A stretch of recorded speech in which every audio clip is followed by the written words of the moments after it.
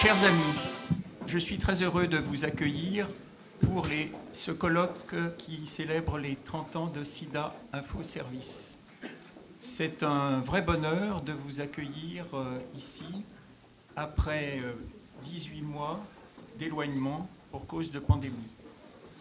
Alors, SIDA Info Service a eu 30 ans exactement, en fait, au mois d'octobre 2020. Donc, en fait, c'est plutôt 30 plus 1.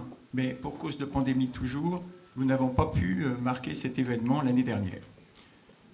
Donc, on célèbre aujourd'hui cet anniversaire avec un an de retard, mais c'est jamais trop tard de marquer un anniversaire quand même assez significatif. Alors, SIDA Info Service, en fait, est né exactement le 23 octobre de la volonté de militants bénévoles de l'association AIDE autour de Pierre Kneip, qui fut le premier directeur de l'association.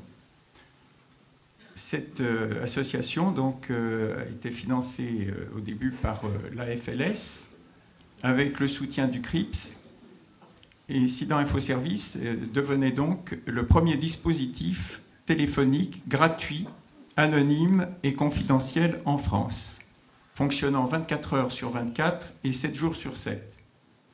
L'association donc, qui a été créée par des militants autour d'une volonté de lutte contre le VIH s'est transformée petit à petit, professionnalisée. Elle s'est ouverte à de nouveaux champs d'intervention, mais elle est restée fidèle, ce qui est très important, dans ses missions, c'est-à-dire les missions d'écoute, d'information et de soutien et de témoignage.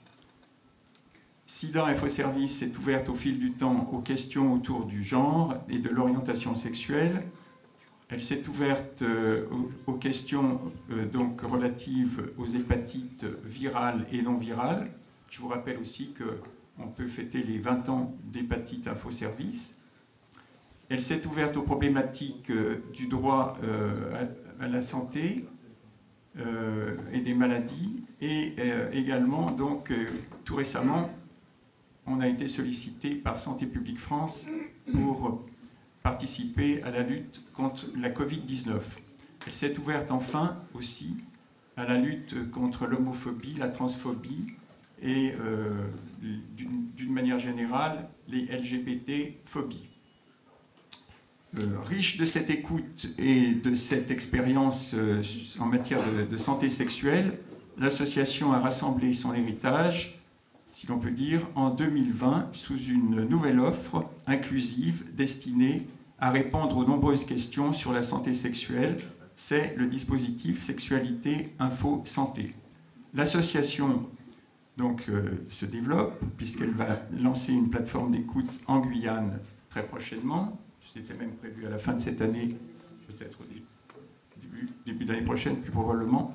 Et puis, actuellement, nous conduisons des négociations pour ouvrir une antenne également donc, à Mayotte, puisque Aram donc, et Véronique sont partis là-bas, et je crois que leur séjour a été très fructueux.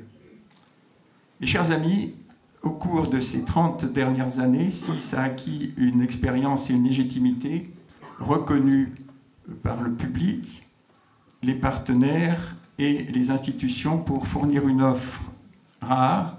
Je veux parler de l'aide à distance, avec toujours le souci de la gratuité, de l'anonymat et de la confidentialité des échanges. Ces trois principes sont très importants. Le fil de l'écoute reste donc toujours solide. Depuis 30 ans, nous sommes donc toujours là, et toujours là pour nos usagers, et nous le serons encore demain toujours.